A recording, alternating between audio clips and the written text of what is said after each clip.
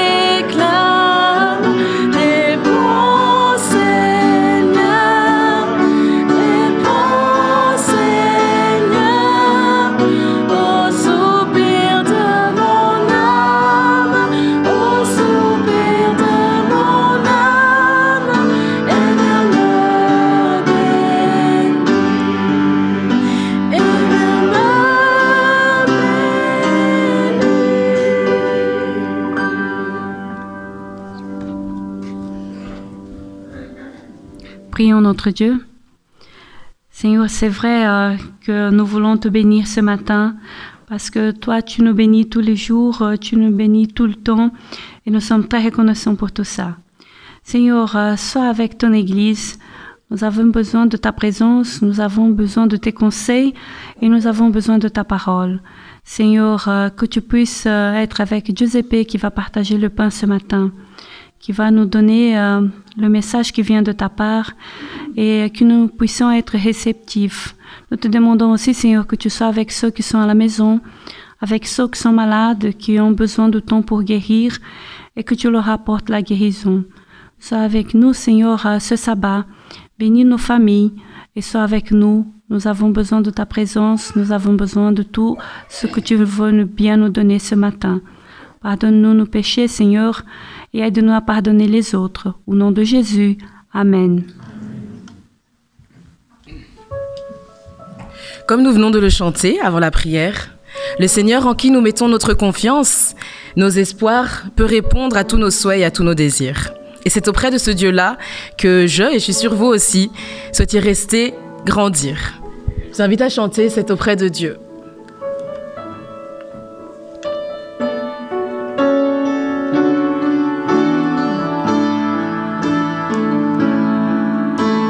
C'est auprès de Dieu que je veux me tenir. Il est mon Seigneur, mon roi. C'est auprès de Dieu que je peux ressentir tout l'amour qu'il a pour moi.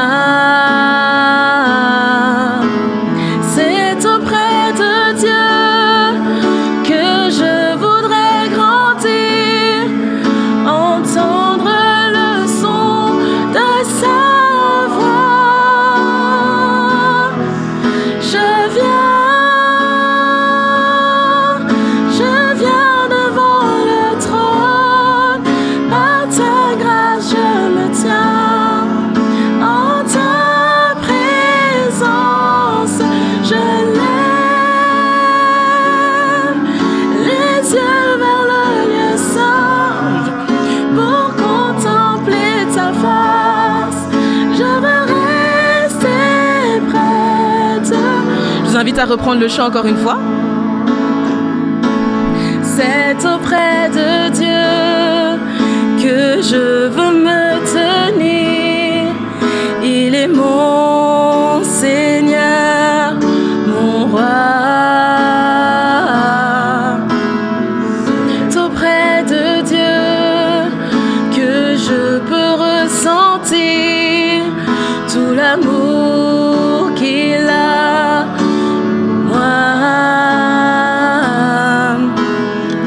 C'est auprès de Dieu que je voudrais grandir, entendre le son de sa voix.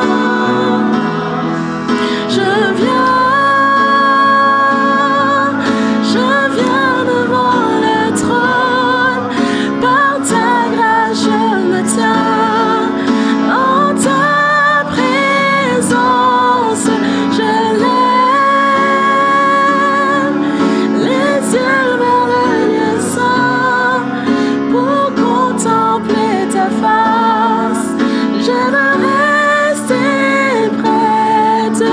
Je veux rester près de toi encore une fois.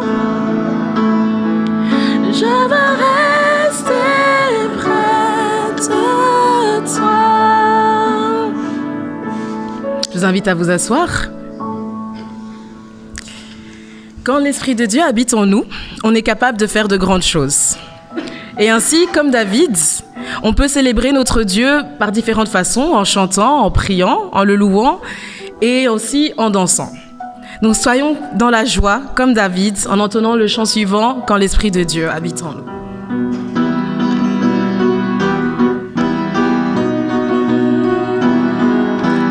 Quand l'Esprit de Dieu habite en moi, je chante comme David. Quand l'Esprit de Dieu habite en moi, je chante comme David. Je chante, je chante, je chante comme David. Je chante, je chante, je chante comme David. Quand l'Esprit de Dieu habite en moi, je prie comme David. Quand l'Esprit de Dieu habite en moi, je prie comme David.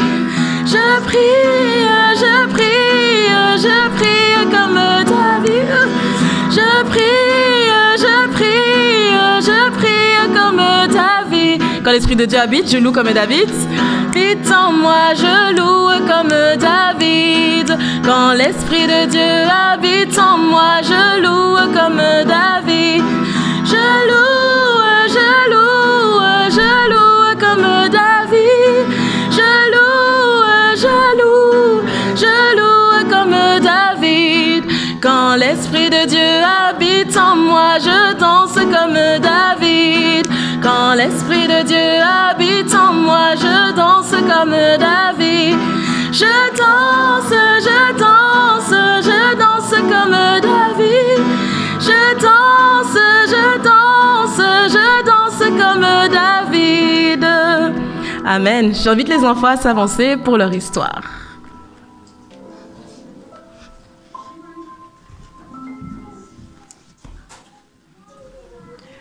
Ce matin, nous allons lire comme lecture biblique Michée 7, versets 18 à 20. C'est pas très long. Qui est Dieu comme toi qui pardonne la faute et passe sur la transgression en faveur du reste de ton patrimoine? Il n'entretient pas sa colère à jamais, car il prend plaisir à ta fidélité. Il aura encore compassion de nous. Il piétinera nos fautes. Tu jetteras dans les profondeurs de la mer tous leurs péchés. Amen. Alors, Giuseppe va partager la parole avec nous ce matin. Soyons attentifs.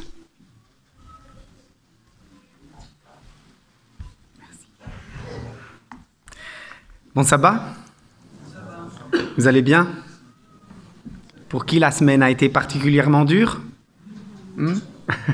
Ah, très peu de gens, c'est bien. C'est très bien. Ça veut dire que Dieu agit. Mais Dieu agit aussi dans les vies de ceux qui ont eu une semaine dure. Et je pense que l'Esprit ce matin a dû parler, ces jours plutôt, a dû dire des choses qui vont dans la direction de ce que Berissa disait tantôt sur le message qu'elle a reçu. Moi, j'ai eu une semaine stressante, très stressante. Et quand j'ai des moments de stress intense, je ne sais pas ce que vous faites, mais moi, ce qui m'aide, c'est penser à un endroit où j'ai été vraiment bien à un moment donné dans le passé. Est-ce qu'il y a d'autres gens qui font ça? Peut-être des vacances, peut-être le pays où on est né, si on n'est pas né en Belgique.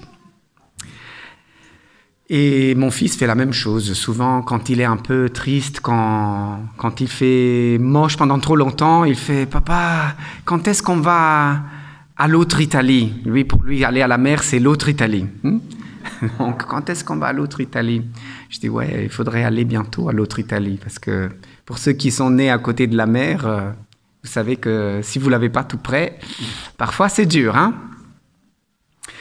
Et je me suis dit que cette image de la mer pouvait nous aider bien à introduire la petite réflexion que je voulais partager avec vous ce matin.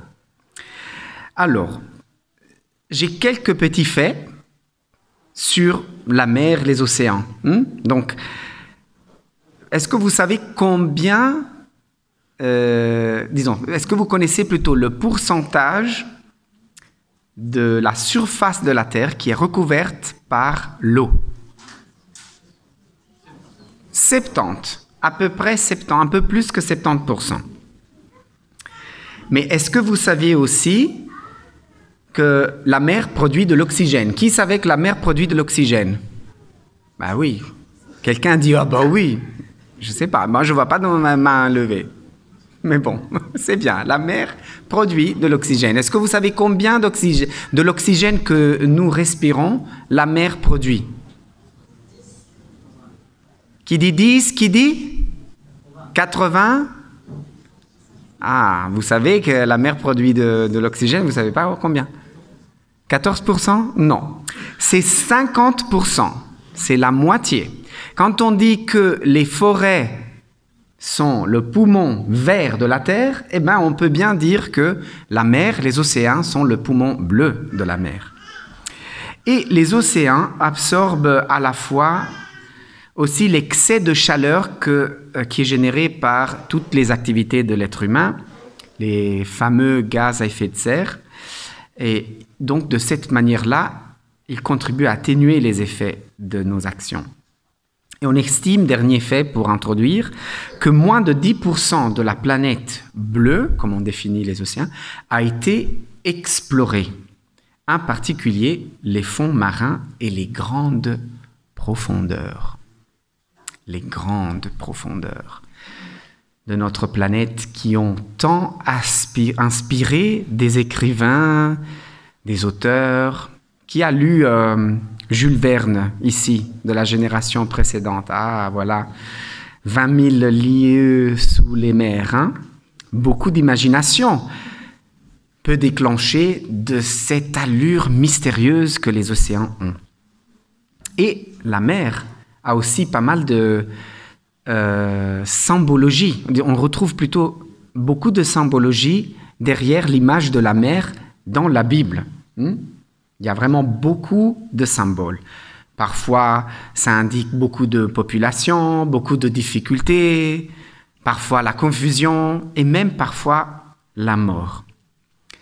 Et on se dit, waouh, quelque chose une image un peu à l'opposé de ce qu'on essaye de mettre en exergue de nos jours, non? Qu'il est important de protéger la mer, de s'en occuper, etc. Mais si on se met dans la position de ceux qui habitaient au temps où la Bible a été écrite, eh ben on peut bien voir que la mer souvent était un obstacle pour arriver quelque part. Donc, cette lecture un peu négative, on peut l'expliquer de cette manière-là. Pour le peuple d'Israël, en tout cas, la mer avait été le symbole d'une distance qu'il fallait franchir pour laisser derrière eux l'Égypte et pouvoir rejoindre la terre promise, Canaan. Mais bon, ça c'était pour introduire un peu le sujet, mais aujourd'hui j'aimerais évoquer une autre image qui est associée à la mer. Et j'aimerais qu'on reprend Michée 7, 18 à 20, le texte que Alcimar a lu en introduction, pour mieux se situer dans le message d'aujourd'hui. Michée 7, 18, 20. Quel est le Dieu semblable à toi, qui efface les fautes et qui pardonne les péchés du reste de ton peuple qui t'appartient? Toi, tu n'entretiens pas ta colère à jamais, mais tu prends ton plaisir à faire grâce. Oui, de nouveau, tu auras compassion de nous, tu piétineras nos péchés, et au fond de la mer, tu jetteras toutes nos fautes. Tu témoigneras ta fidélité au peuple de Jacob et ta grâce aux descendants d'Abraham, comme tu l'as promis aux temps anciens à nos ancêtres. Donc, au fond de la mer, Dieu jettera toutes nos fautes. La mer devient donc un lieu dans lequel Dieu jette nos péchés. Il nous enlève le péché pour aller le mettre au fin fond de la mer, qui devient un lieu difficile à atteindre, presque inatteignable, un caveau pour nos péchés, pour nos erreurs. De cette manière-là, et par association, on pourrait aussi dire que la mer ici est le symbole d'une manière toute particulière de pardonner qui est typique de notre Seigneur. On va voir. Quand on aborde le sujet du pardon, parce que là c'est clair, j'aimerais vous parler du pardon aujourd'hui, quels sont les versets auxquels on pense le plus? Combien de fois je dois pardonner? C'est intéressant parce que c'est aussi le premier de ma liste. Combien de fois je dois pardonner, maître? On a posé la question à Jésus jusqu'à 70 fois 7. On connaît très bien cette symbologie derrière le chiffre 7 avec le 0 après. Donc, l'idée ici, ce n'était pas de dire quand tu arrives à la fin de la liste, alors là, tu peux te permettre de ne plus pardonner. C'était une image pour dire bien beaucoup plus de ce que tu crois. Parce qu'à l'époque, on pensait que si on s'arrêtait à 7, on avait déjà fait plus de ce que Dieu nous demandait. D'autres versets, d'autres images, d'autres histoires auxquelles vous pensez quand on parle du pardon. Très iconique, très typique. Tu ne rendras pas le mal par le mal. Il y a aussi une qui est très typique de Jésus. Si on te frappe, présente l'autre joue. Bon, nous en avons pas mal, n'est-ce pas ? Il y a vraiment beaucoup d'histoires, beaucoup de versets, beaucoup de passages de la Bible qui sont devenus même iconiques pour parler du thème du pardon. Mais il y a une histoire en particulier que je trouve vraiment très éloquente quand il s'agit de parler de ce sujet. Et cette histoire est l'histoire de mon homonyme dans la Bible, Joseph. Homonyme. Ouais, voilà, je ne me suis pas trompé cette fois. L'histoire de Joseph, on la trouve sur plusieurs chapitres, du chapitre 37 de la Genèse jusqu'au chapitre 50. On ne va pas tout lire évidemment, mais il serait bien de se souvenir un peu de l'histoire de cet homme qui est devenu lui aussi très iconique par rapport à son expérience de foi et de pardon. Alors au chapitre 37, si vous voulez, vous pouvez suivre sur vos Bibles, mais je ne vais pas m'arrêter sur des textes en particulier.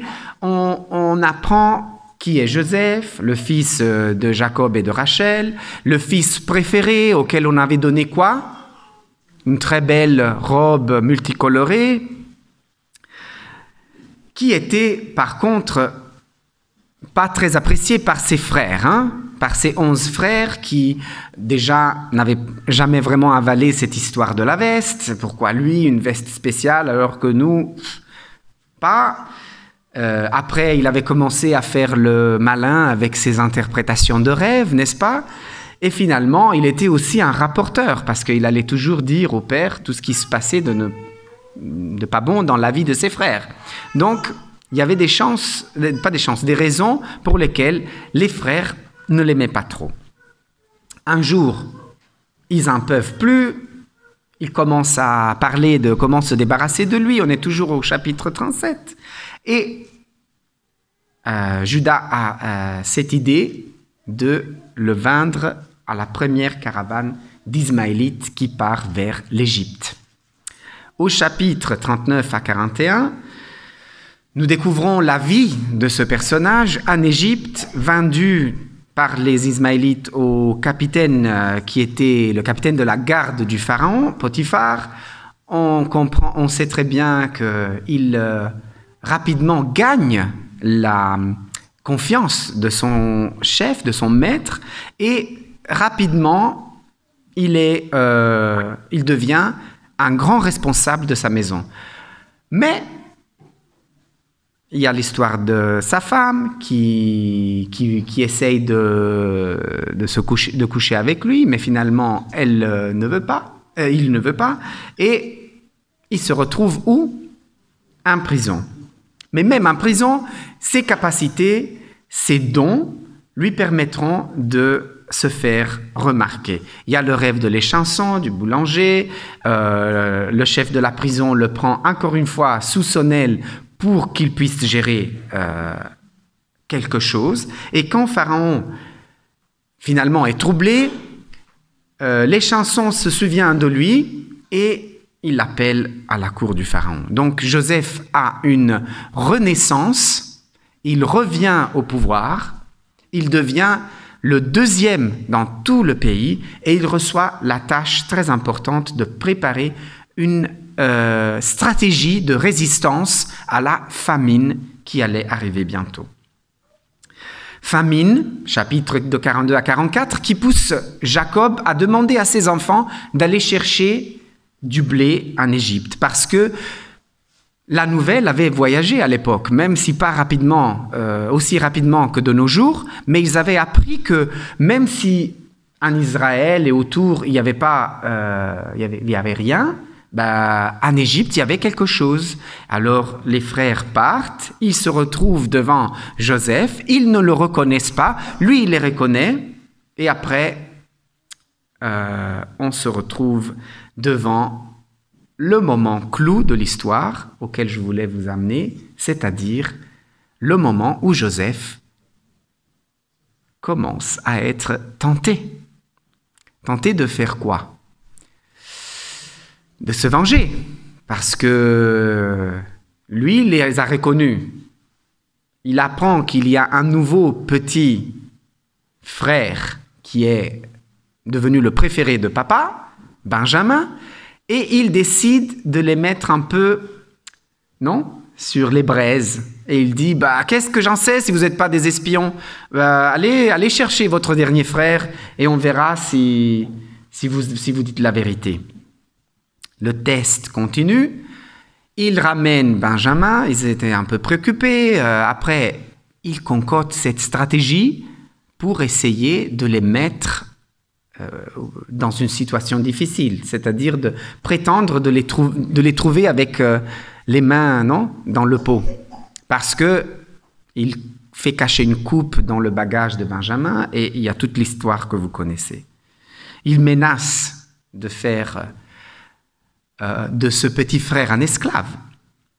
Et c'est le frère qui avait eu l'idée de le vendre qui vient de l'avant et qui dit « Non, attends, prends-moi parce que mon père ne va pas pouvoir supporter encore la perte de son fils préféré. »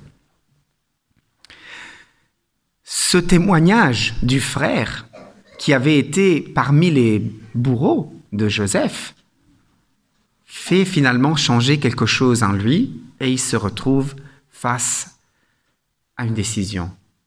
Je révèle pas, et finalement, il s'ouvre et il dit ouvertement non. Je suis votre frère.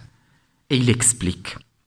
Les frères sont terrifiés au début, ils craignent qu'il va se venger, mais il les rassure. Ils voient finalement le plan de Dieu au-delà de leurs actions. Donc les frères sont pardonnés et hébergés.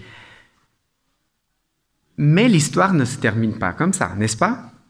Parce que quand, au chapitre 50, on apprend que le père, que Jacob, décède, les frères remontent avec leur père et ils se disent certainement il va se venger de nous maintenant parce que si jusqu'à présent il nous a épargnés pour respect vis-à-vis de notre père, maintenant il va se lâcher sur nous. Mais non, encore une fois, Joseph les rassure et versets 19 à 21 du chapitre 50, Joseph leur dit « N'ayez pas peur, suis-je en effet à la place de Dieu? Vous aviez projeté de me faire du mal, Dieu l'a changé en bien pour accomplir ce qui arrive aujourd'hui, pour sauver la vie à un peuple nombreux. Désormais, n'ayez donc plus peur, je pourvoirai à vos besoins et à ceux de vos enfants. C'est ainsi qu'il les réconforta en parlant à leur cœur. » Une histoire puissante. Tantôt, je vous ai dit que c'était une de mes histoires préférées parce que je trouve que l'histoire de Joseph est une histoire qui nous donne un grand exemple. Un grand exemple parce que cet homme s'était retrouvé à être une victime dans cette histoire. Il est toujours la victime. D'abord, il est la victime de ses frères, des frères qui ne le supportent pas, qui ne peuvent pas vivre avec lui. Et il se retrouve à être vendu, à être la victime d'une femme, la femme de Potiphar. Après, il est la victime parmi les moins heureux, parce que même dans la prison, il se fait tabasser. Mais finalement, il choisit de ne pas faire des victimes à son tour. Attention, je ne dis pas que Joseph est parfait, parce que bien le contraire, on a vu qu'il a quand même été tenté et fort de faire le mal, de rendre le mal pour le mal qu'il a reçu. Parce que quand on lit vite fait dans le texte qu'il a demandé qu'on lui ramène Benjamin et que finalement les frères le ramènent, il ne faut pas penser que la chose se soit passée si rapidement comme dans la lecture. Parce qu'ils habitaient dans un autre pays à la base. Donc il fallait refaire le voyage, aller chercher le frère et revenir. Il fallait aller expliquer à leur père qu'ils n'avaient pas eu du succès dans leur mission d'aller faire des approvisionnements là où le père les avait envoyés et revenir avec l'autre enfant qui représentait tous ceux qu'il avait déjà perdus une fois.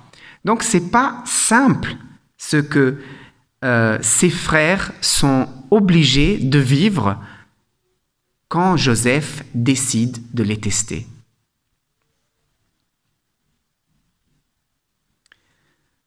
Joseph, par contre, choisit de croire à son Dieu.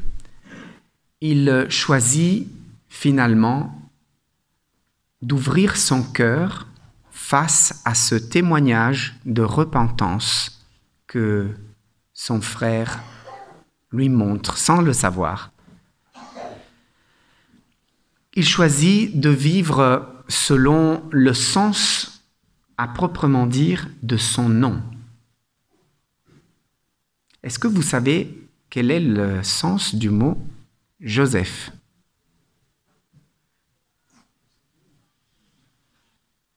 Personne? Youssef veut dire que Dieu rajoute. Il rajoutera. Donc, quand on lit l'histoire de Joseph, en fait, on voit que tout ce qu'il vit, c'est une parabole dans son nom. Son nom est une parabole plutôt de tout ce qu'il vivra dans sa vie.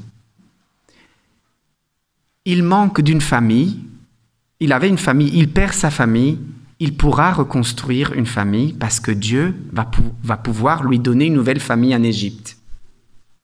Et il va récupérer sa propre famille d'origine. Il perd son pays et il récupère une position dans le pays qu'il a accueilli au point qu'il sera nommé la personne plus en haut après le pharaon.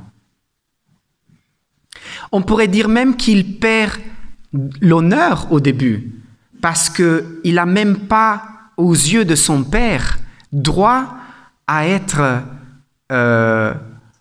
comment dirais-je, enseveli, on dit comme ça en français, non? Enterré, merci. Enterré comme il faut, parce que le corps, il n'a même pas. Et tout ce qu'il ramène, c'est un morceau de ses vêtements imbibé dans le sang d'une bête quand ils ont essayé quand ils ont menti à leur père. Et il finit pour être enterré parmi les plus grands hommes de son temps. Dieu rajoute à chaque fois dans la vie de Joseph ce que les événements de la vie sont venus lui enlever. Et si on peut dire que quelque part il était perdu, tout son chemin nous fait comprendre qu'il a été racheté.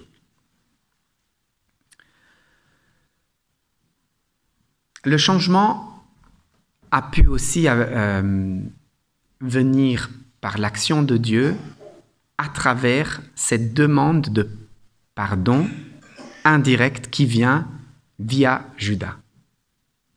Quand il se propose pour s'échanger et pour prendre la place de son frère, il essaye en quelque sorte de réparer le tort que Joseph même avait subi. Il ne le savait pas, Judas, qu'il était en train de faire un acte de réparation, mais c'est ça qui a permis à ce mur que le côté humain de Joseph était en train de construire.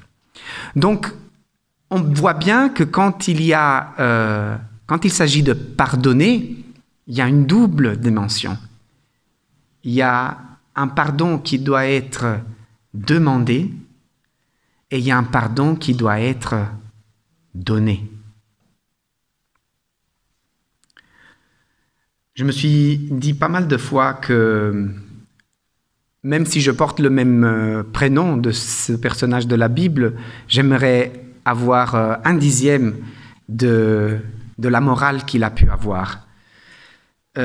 Mais plus je réfléchis à l'histoire de Joseph, qui est vraiment une histoire qui vous donne toujours quelque chose de nouveau à chaque fois que vous la lisez, plus je me rends compte que finalement, cette réalité qu'on retrouve derrière le sens de son prénom même est une leçon de vie pour nous tous. Parce que même si nous ne sommes pas assez, même si on essaye de se mesurer avec Joseph et de se dire « Waouh !» ou avec d'autres personnages de la Bible, combien de chemin il me reste encore à faire avant de pouvoir vivre une vie comme celle de cette personne-là. On oublie, quand on fait ça, que Dieu rajoutera. Que nous ne sommes pas appelés à être parfaits devant Dieu, mais à accepter que son action nous rend parfaits.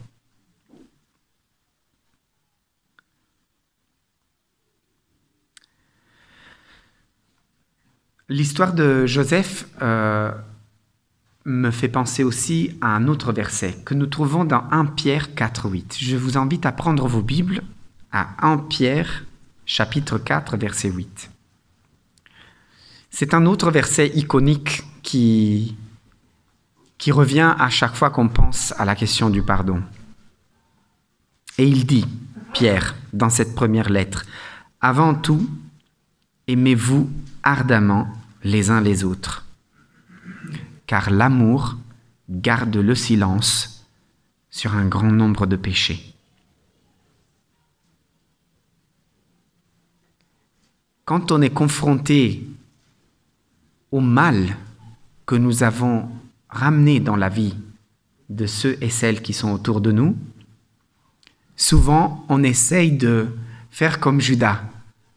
On aimerait se donner un échange. On aimerait payer l'addition parce que nous savons très bien que, malheureusement, le salaire du péché est la mort. Mais souvent, on oublie la dernière partie de l'histoire, n'est-ce pas? L'histoire d'échange que Jésus est venu faire pour que nous n'ayons pas à payer nous-mêmes l'addition. Mais comme Dieu est amour et que Jésus est Dieu, cet amour nous est donné en échange. Car l'amour garde le silence. Il couvre, disent d'autres traductions, un grand nombre de péchés. Une invitation, je trouve magnifique, à demander, tout comme à donner le pardon. Et j'ai une autre question pour vous ce matin. Est-ce que vous connaissez l'origine du mot pardon au niveau étymologique? C'est pas très difficile, hein? Le mot même nous le suggère. Pardon, ça vient du latin et ça veut dire donner complètement. Donner complètement. Et qu'est-ce que c'est le pardon si pas l'acte de se donner complètement, de complètement laisser tomber nos armes, nos arguments, toutes les justifications que nous aurions pour continuer à exiger que le compte soit payé par la personne qui nous a fait du tort. Pardonner, donner complètement. Qu'est-ce que c'est que ce pardon, si ce n'est pas la forme la plus belle d'un cadeau que Jésus a incarné quand il est monté sur cette croix, quand il a été pendu à cette croix. La chose la plus difficile, ce n'est pas comprendre que Jésus veut bien faire l'échange, n'est-ce pas, mes chers frères et sœurs? La chose la plus difficile, c'est accepter chaque jour cet échange. Parce que parfois, on se dit, je suis peut-être pas si pardonnable aujourd'hui, ou cette semaine, ou ce mois, ou cette année. Eh bien, si vous êtes parmi ceux et celles qui ne se sentent pas assez pardonnables ce matin, je vous invite à reprendre le début du verset 19 de Genèse 50. Il nous dit quoi? Joseph répond comment à ses frères? Qui veut bien le prendre? Genèse 50, 19. Quelle est la chose que Joseph dit à ses frères? Joseph leur dit, soyez sans crainte, car je suis Merci. de Dieu. Soyez sans crainte. Un autre mot, n'ayez pas peur. Est-ce que vous savez, chers frères et sœurs, quelle est l'expression qui revient le plus dans la Bible? Les mots qui sont répétés le plus dans la Bible? N'aie pas peur. Ne crains rien. Waouh! Est-ce que vous savez combien de fois on retrouve cette invitation dans la Bible? 365 fois. Une fois pour chaque jour de l'année. Ne crains rien. J'aimerais aller vers la conclusion en demandant que l'on écoute maintenant un morceau. C'est le cantique 281 du Donner les gloires, Mon rocher. Un cantique que j'aime beaucoup. Vous n'avez pas besoin des paroles. Vous pouvez, si vous le connaissez, les chanter dans votre tête comme une prière, comme une invitation à la réflexion. Si vous voulez les chercher, peut-être que vous avez un cantique ou vous avez l'application Donnez-lui gloire sur votre téléphone. C'est le 281. Mais je nous invite à prendre ce moment de réflexion, de recueillement et de prière. Et après, on se retrouve.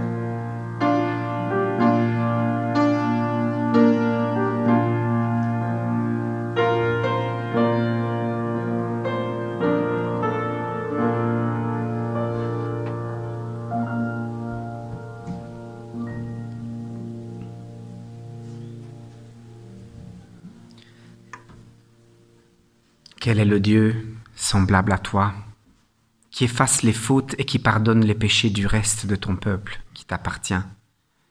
Toi, tu n'entretiens pas ta colère à jamais, mais tu prends ton plaisir à faire grâce. Oui, de nouveau, tu auras compassion de nous, tu piétineras nos péchés, et au fond de la mer, tu jetteras toutes nos fautes.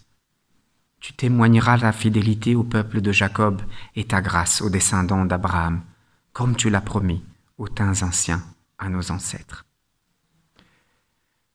Frères et sœurs, ce que Dieu a pardonné, n'allons pas le chercher au fond de la mer. Laissons là ce que Dieu a jeté au fond de la mer. ni pour nous, ni pour les autres. Que Dieu nous garde aujourd'hui et toujours. Amen.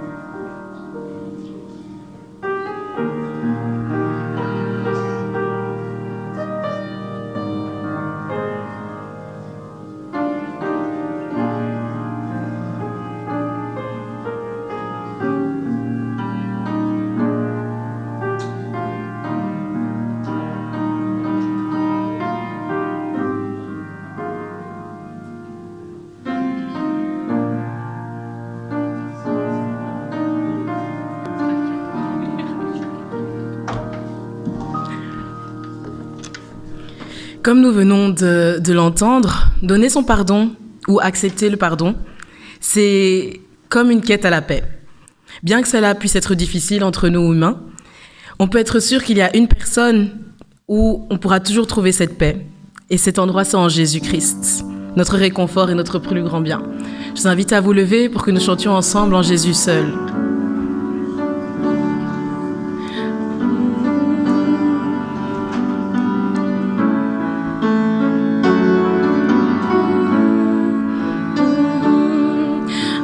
Jésus seul est mon espoir, lui ma lumière, ma force, mon chant, pierre angulaire, solide rempart, même quand l'orage devient violent.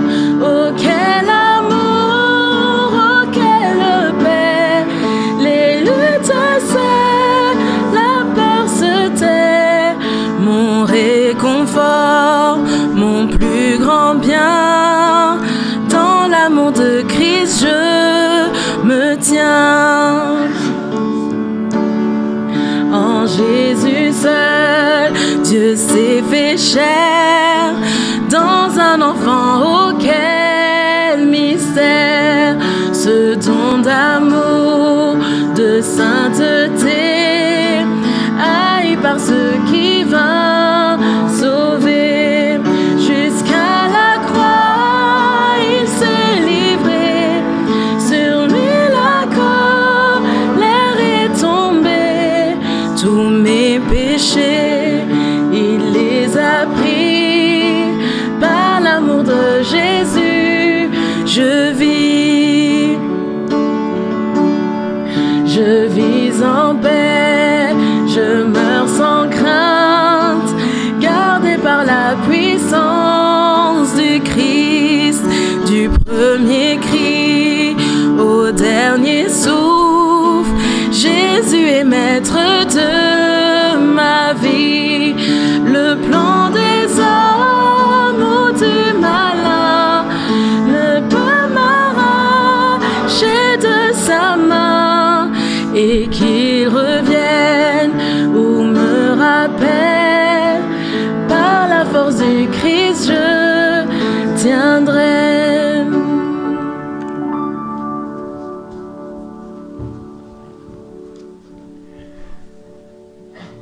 Oui, Seigneur Jésus. Nous ne savons pas combien de temps nous avons encore à atteindre jusqu'à ton retour. Des jours, des semaines, des années. Mais une chose nous savons, nous voulons, Seigneur, être là quand tu reviendras. Nous voulons pouvoir, Seigneur, venir vers toi et dire merci pour tout ce que tu as rajouté dans ma vie. Merci pour tous les vides que tu as comblés pendant mon existence sur cette terre. Et que, Seigneur, nous puissions vivre dans l'assurance que ces péchés resteront pour toujours au fond de la mer. Garde-nous, Seigneur, dans la semaine qui s'ouvre devant nous et permets, Seigneur, que nous puissions avoir la force d'aller vers l'autre, demander pardon et aussi, Seigneur, la force de l'accorder. C'est notre prière au nom de Jésus. Amen.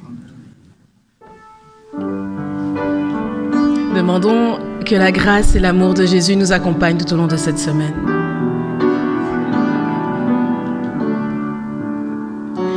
Que la grâce de Jésus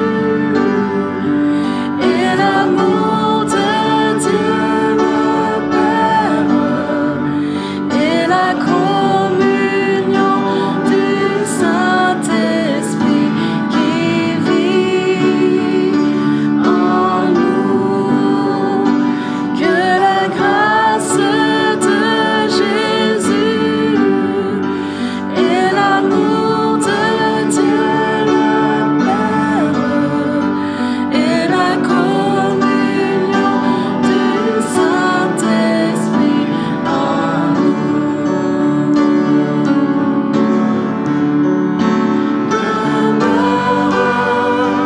pour toujours avec nous tous. Amen. Demeure pour toujours avec nous tous. Amen.